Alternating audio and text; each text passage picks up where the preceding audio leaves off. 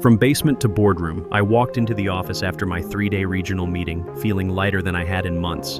The quarterly numbers were excellent. Our project deadlines had all been met, and I'd even managed to secure additional budget for team training. The moment I stepped off the elevator, something felt wrong. The usual Monday morning buzz was missing from our department floor. The East Wing corridor where my team of 7 top-tier engineers worked was eerily quiet. If you love stories about workplace justice and strategic revenge that will leave you on the edge of your seat, hit that like button and subscribe right now. Every day brings completely new stories, each one more gripping than the last. "Blake!" I called out, looking for our lead developer who was always first to arrive. No answer. Our workspace, the one we'd earned after delivering 3 consecutive breakthrough projects, stood empty. Desks cleared, monitors gone, even the coffee machine we'd bought with our own money was missing. Only rectangular dust outlines remained where our equipment had been. I spotted Harley from accounting walking past. "Hey, what happened to my team?" "Oh." His expression shifted to something resembling pity. "You should check the basement. They moved them yesterday." The basement? We didn't even have office space in the basement. The elevator ride down felt eternal. Each floor passing by heightened my sense that someone was about to pay dearly for this decision. When the doors opened, I had to navigate through storage areas and maintenance rooms before finding a door with a hastily printed sign, Engineering Team B. I pushed it open to find my team huddled between exposed pipes and utility boxes. Their monitors balanced precariously on folding tables. Extension cords snaked across the concrete floor. Water dripped from a ceiling pipe, landing with rhythmic plunks into a bucket near Blake's makeshift desk. "What happened?" I asked, though their faces told me everything. Blake looked up, his jaw tight with controlled anger. "While you were gone, Parrish came down with movers. Said we needed to relocate immediately to make room for the new specialist. We had 30 minutes to pack everything." "A specialist? What specialist?" "Some productivity expert," added Kane, our youngest developer. "Parrish says he's going to revolutionize the whole department." I climbed back upstairs to our former workspace. Bright, airy, strategically positioned between the testing lab and design team. Now it housed a single person, a young man arranging framed certificates on what used to be my desk, while Parrish, our department head of 5 months, hovered nearby with an expression of unbridled admiration. "Ah, there you are," Parrish exclaimed when he spotted me. "Meet Felix, our new productivity transformation specialist. His revolutionary approach increased output 300% at his last 3 companies. He needs proper space to implement his vision." He lowered his voice. "Your team can manage downstairs until next quarter's budget review." I stared at Felix, who didn't even pause arranging his awards to acknowledge me. I nodded silently and returned to the basement where my team waited, the distant hum of industrial machinery vibrating through the walls. The Wi-Fi signal barely reached. The nearest bathroom was a single toilet behind a shower curtain. The air smelled of mildew and neglect. 32 years with this company," muttered Reese, our hardware specialist. "And this is how they treat us." I surveyed their dejected faces. People who had given everything to this company, who had pulled countless all-nighters to meet impossible deadlines, now stuffed in a basement like unwanted furniture. Then I made my decision. "Pack your bags," I said calmly. "Not just for down here. Everything." They stared, confused but trusting. "I'm not asking you to quit today," I continued, my voice steady and confident. "But start quietly gathering everything you might want to take with you someday. Keep this conversation between us. My name is Cole Barrett, and until that basement moment, I'd been the dependable leader of Engineering Team B for 8 years. Before joining the company, I'd spent 15 years as a military logistics officer, coordinating supply chains in crisis zones across 3 continents. The company had hired me for my technical knowledge, unaware that I'd spent those years building global industry relationships while managing complex operations under extreme pressure. I wasn't just good at solving technical problems. I excelled at strategic warfare, corporate or otherwise. When I transitioned to civilian life, I brought those skills with me. I could spot talent in unlikely places and build cohesion among wildly different personalities. Each member of my team had been handpicked not just for their technical brilliance, but for their ability to execute under extreme pressure. Blake, our lead developer, had been rejected by 3 other companies because of his unfiltered communication style before I recognized his genius with complex systems. Kane, fresh out of college but with natural talent for finding elegant solutions, had been passed over for higher-profile graduates. Reese had been ready to retire when I convinced him his hardware expertise was irreplaceable. Then there was Sawyer, our quietest member who spoke 5 programming languages but struggled with corporate politics. Avery, whose testing protocols had become industry standard. River, whose security systems were impenetrable. And Sage, who could translate technical requirements into language anyone could understand. For 8 years, we delivered consistently excellent results without fanfare. We weren't the flashiest team, but executives knew we were the ones to call when they needed something impossible done reliably. 6 months earlier, our longtime department head retired, and Parrish arrived with grand ambitions but zero understanding of our work. From day one, he'd been hunting for a game changer to impress executives, ignoring our consistent results in favor of flashy innovations. His golden hire, Felix, had dazzled him with buzzword-filled presentations and promises of revolutionary methods. What Parrish never investigated was why someone with such transformative skills changed jobs 3 times in 2 years. For 2 weeks after the basement relocation, we worked from our exile. The conditions were abysmal. The temperature fluctuated wildly. The lighting gave everyone headaches. And twice we had to cover equipment during overhead pipe leaks. Yet my team followed my quiet instructions: archive projects, organize knowledge bases, create transition guides, while continuing their assigned tasks without complaint. "I don't understand why we're documenting everything so meticulously," Sawyer whispered one afternoon. "It's not like they appreciate our work anyway."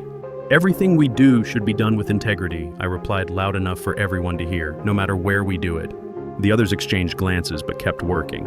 They trusted my judgment even if they didn't understand the strategy yet. Then came a surprising call from Sinclair, the CEO, requesting I present our team's accomplishments at the upcoming board meeting. My team's spirits lifted. Finally, recognition. The morning of the presentation, I dressed in my best suit and carefully reviewed my slides in the basement's dim light. As I climbed the stairs to the executive floor, Parrish intercepted me in the stairwell. "Change of plans," he smirked, blocking my path. "The board wants to hear about future innovations, not past performance. Felix will present instead." "Sinclair specifically requested me," I stated flatly. "I spoke with her this morning. She agrees my approach makes more sense." His smile didn't reach his eyes. "The board needs to hear about where we're going, not where we've been. You can go back to your workspace." I held his gaze for a long moment, memorizing his expression. Understood. But what Parrish didn't know was that this was exactly what I'd been waiting for. Keep watching to see how this strategic miscalculation would backfire spectacularly. My team deflated when I returned with the news. Kane glanced at her half-written resignation letter visible on her screen. "So this is it? We're just giving up?" "Not even close," I replied, my voice carrying military precision. "Keep packing quietly." Later that day, word spread through the company Grapevine that Felix's presentation had bombed spectacularly.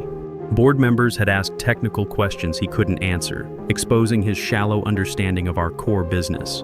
Parrish attempted damage control by promising our team would implement the concepts despite their reluctance to embrace change. That afternoon, Parrish visited our basement, suddenly friendly. "Good news. We're considering moving you back upstairs to the East Wing." The East Wing, slightly better than the basement, but still a clear demotion from our original space. The message was clear: we were still less valuable than the golden hire. "I appreciate you recognizing our capabilities," I said, surprising my confused team who expected outright rejection. Hope flickered again. That evening, Kane admitted she'd torn up her resignation letter. "If we're moving back upstairs, maybe things will improve." I merely nodded, saying nothing to confirm or deny her optimism. The chess pieces were moving exactly where I needed them. 2 days later, I invited an old colleague to tour our facility. As we walked through departments, I deliberately timed our arrival at the executive floor for when I knew Parrish would be showing Felix around to potential clients. "Cole!" Parrish called out too loudly, too friendly. Perfect timing. "Come meet North Point Solutions' executive team. They're interested in Felix's productivity system." I approached with my visitor in tow. "This is my colleague, Rowan." Parrish eagerly introduced Rowan to Felix, who launched into his rehearsed transformation speech. "Fascinating approach," Rowan said when he finished. "You've used this successfully elsewhere?" "Absolutely. My methods boosted efficiency dramatically at my previous companies. Northwest Technologies saw a 300% productivity increase in just 1 quarter. "Strange," Rowan replied, his voice cool and measured. "I sit on the board of Northwest Technologies. We never recorded such improvements. In fact, we noted significant project delays during your tenure there." The conference room went silent. Felix's confident smile faltered. "There must be some confusion," Parrish began, his face flushing. "No confusion," I interjected. "Rowan is here because I accepted his job offer yesterday. I'm bringing my team to establish a new engineering division at his company. We start next Monday." The North Point executives shifted uncomfortably. Felix's confident smile vanished completely. "You can't take your team," Parrish sputtered. That's poaching. It's unethical, but completely legal," I finished for him. "Check our contracts. No non-compete clauses. You relocated us to a basement with leaking pipes while focusing resources on unproven methods. Rowan is offering us double our current salaries and proper working conditions. The board approved it yesterday," Rowan added, "after reviewing your division's performance metrics against industry standards." Parrish's face cycled through shock, anger, and fear in rapid succession. The North Point executives began gathering their things, making excuses to leave. "Wait!" Parrish's voice cracked slightly. "The East Wing renovation starts tomorrow. I'll match their salary offers." I looked at him with the same calm expression I'd worn since finding my team in the basement. "Too late," I said simply. The executives from North Point filed out, followed by Rowan, who said he'd wait for me in the lobby. When only Parrish, Felix, and I remained in the room, Parrish turned on me. "Do you have any idea what you've done?" he hissed. "I've secured my team's future," I replied. "Something you failed to do." "You've destroyed mine," he said, his voice breaking. "You chose Felix over us," I said simply. "Actions have consequences." As I turned to leave, Parrish grabbed my arm.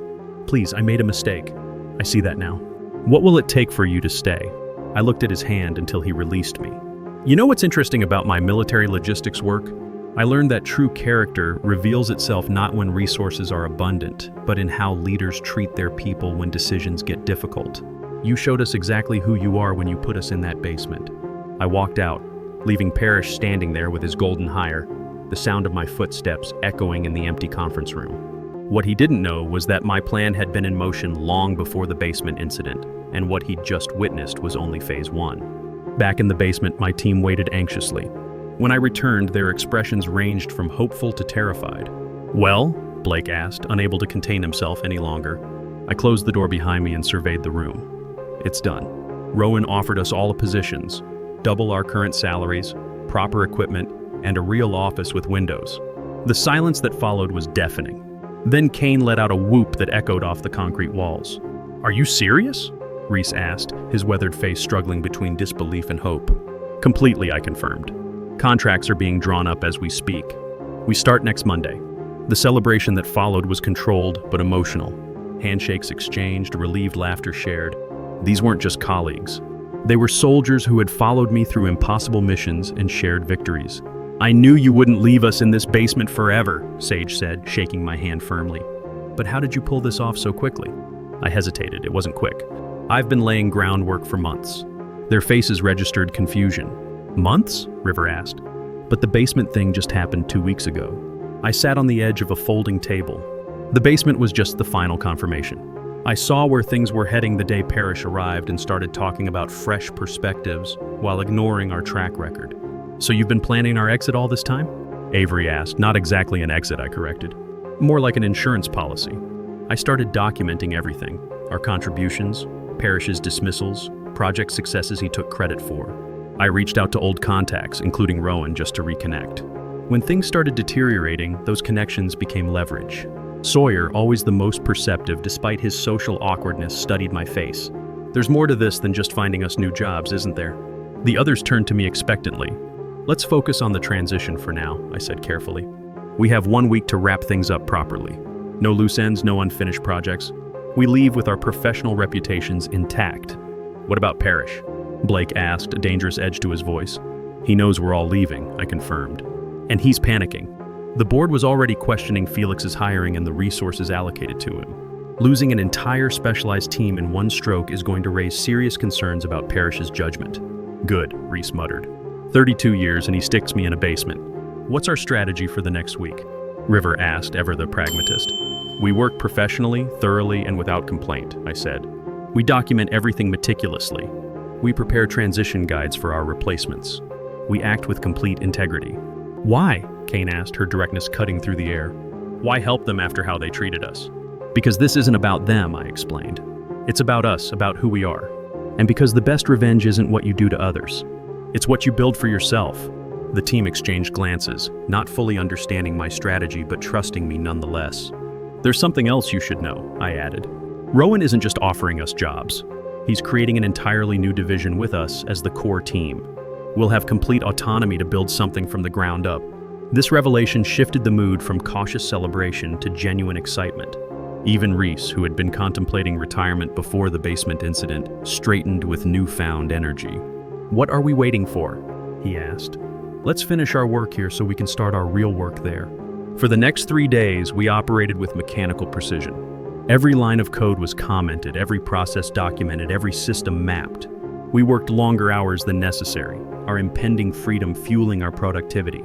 On the 4th day, Parrish appeared in our basement looking haggard. Dark circles shadowed his eyes and his typically immaculate shirt was wrinkled.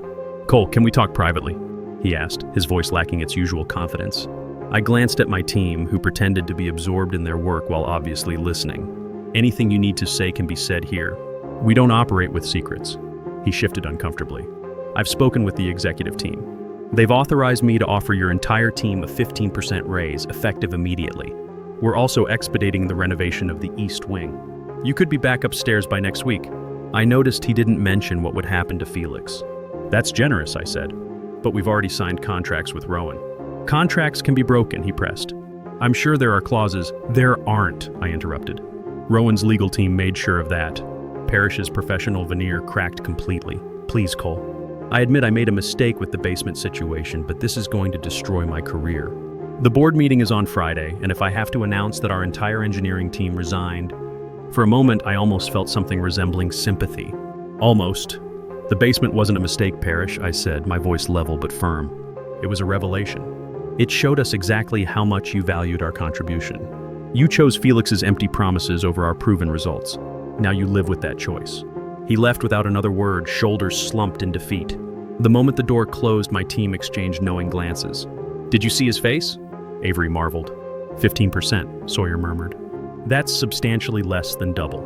"It's not about the money," Blake said sharply. "It's about respect."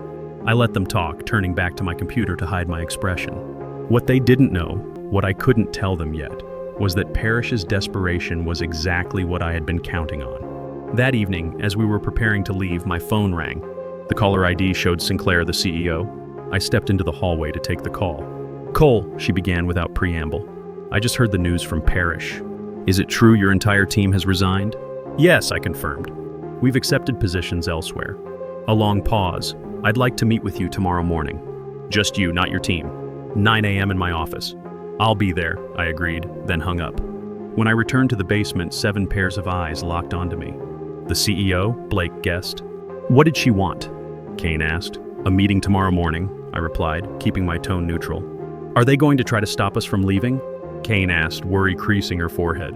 "They can't," I assured her. "Our contracts are solid. This is probably just damage control." But as I said it, I knew it was much more than that. Sinclair wasn't the type to conduct damage control personally. Whatever she wanted would either validate my strategy or require immediate adaptation. The next morning, Sinclair's office occupied the corner of the top floor with glass walls offering a panoramic view of the city. She sat behind a minimalist desk, reading glasses perched on her nose as she reviewed documents. When I entered, she removed her glasses and gestured to the chair across from her. "Cole," she said, her tone unreadable. "I appreciate you coming." "Of course," I replied, taking the seat. She studied me for a moment. "I've been reviewing your team's contributions over the past 5 years. Impressive work. Consistently delivered, minimal resources required. Thank you, my team is exceptional." "Yes," she agreed, which makes me wonder why they're all leaving simultaneously. The basement relocation seems insufficient as sole motivation. I maintained steady eye contact. It wasn't just the basement.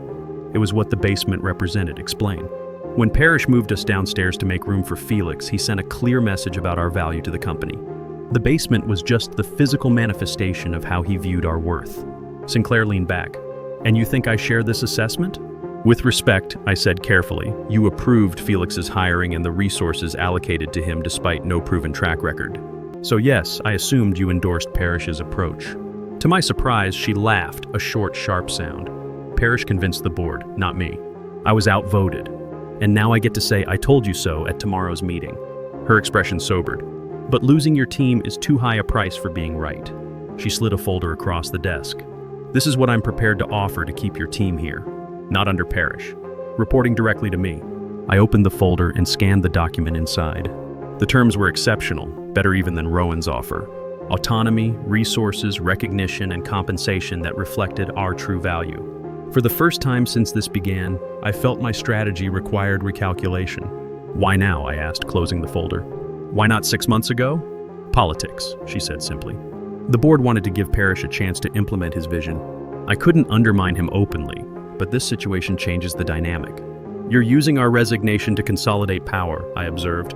She didn't deny it. Mutual benefit, Cole. You get what your team deserves. I get to restructure without internal warfare. I need to discuss this with my team, I said, taking the folder. Of course, but I need an answer by end of day. The board meets tomorrow. As I stood to leave, she added, there's something else you should know. Rowan and I have history. This isn't the first time he's recruited from us after strategic disagreements. The implication hung in the air. Was I being used as a pawn in some corporate chess game between Sinclair and Rowan? I returned to the basement, mind racing through possibilities. My team looked up expectantly. What happened? Blake asked. I held up the folder. Sinclair wants us to stay. New department reporting directly to her. Better terms than Rowan's offer. The stunned silence was broken by Reese. She's trying to save face. Maybe, I acknowledged. Or maybe she's sincere. Either way, we need to discuss this. What followed was the most strategic conversation we'd ever had as a team. Options were analyzed, risks assessed, leverage calculated. The basement's dim lighting seemed fitting for the tactical planning we were conducting. I don't trust them, River said firmly. They only value us now that we're leaving. But building something new here with real support, Avery countered, we wouldn't have to start over somewhere else. Kane looked conflicted. What about our commitment to Rowan? We signed contracts.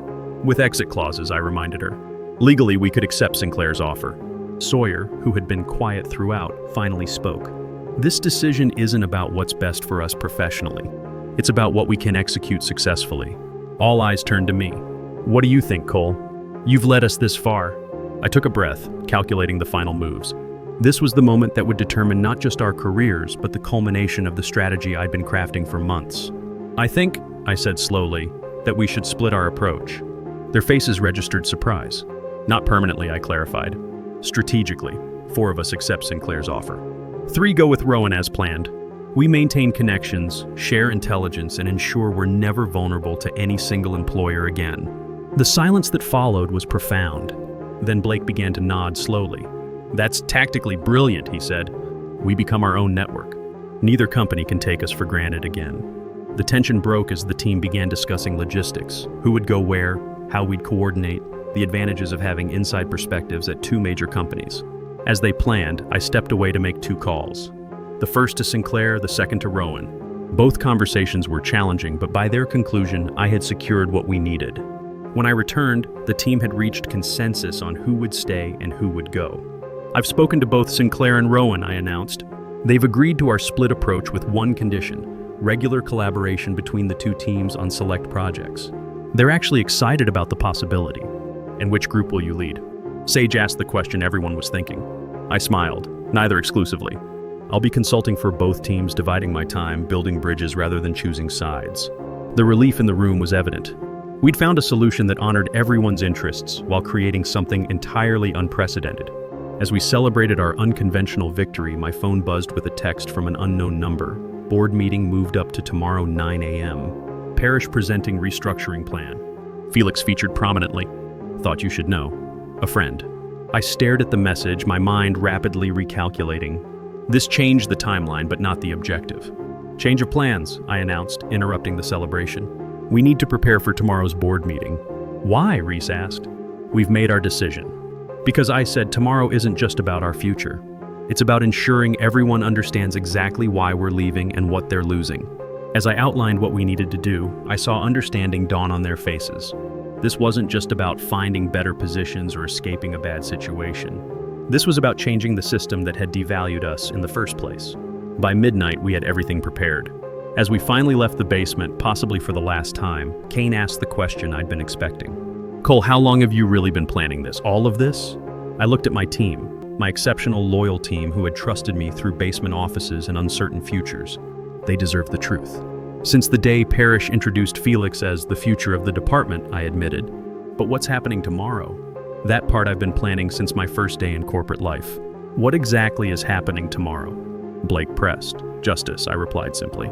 And a demonstration of why you never underestimate the quiet professionals. The next morning arrived with pale light filtering through the basement's windows. I arrived before anyone else, dressed in the Navy suit I reserved for the most critical operations. As my team arrived one by one, each looked prepared for what was essentially our final mission together as a complete unit. "Ready for today?" Blake asked, adjusting his tie. "More than ready," I replied, handing him a sealed envelope. "When the time comes, you'll know what to do with this." The others received similar envelopes, each containing specific intelligence and instructions. They secured them without questions, the ultimate demonstration of trust. At 8:30, we made our way to the executive floor. The boardroom doors remained closed, executives likely already inside conducting preliminary discussions. My team and I waited in the adjacent room, the calm before the storm. At precisely 8:55, Sinclair's assistant approached us. The CEO requests Engineering Team B join the meeting. My team exchanged confident glances as we gathered our materials and followed her into the boardroom. The long mahogany table was surrounded by board members in expensive suits, with Sinclair at the head. Parrish sat halfway down, papers spread before him, with Felix beside him looking notably subdued. Parrish's eyes widened when he saw us enter. He leaned over to whisper something to Felix, whose complexion went pale. "Thank you for joining us," Sinclair said, gesturing to empty chairs. "I've asked Cole and his team to provide context for the proposals we're discussing today." I noticed a familiar face among the board members. Rowan sat 3 seats down from Sinclair, offering me a slight nod. "Now, Parrish," Sinclair continued, "you were about to present your departmental restructuring plan." Parrish stood, straightening his tie nervously. "Yes. As you know, our department is undergoing significant transformation to align with market demands. The centerpiece of this transformation is our new productivity methodology pioneered by Felix, which promises to revolutionize our workflow." He clicked through several slides showing colorful charts with impressive upward trends. "Initial implementation has begun, and we project a 200% productivity increase by year-end." "Impressive," one board member commented. "And how is the existing engineering team adapting to these new methodologies?"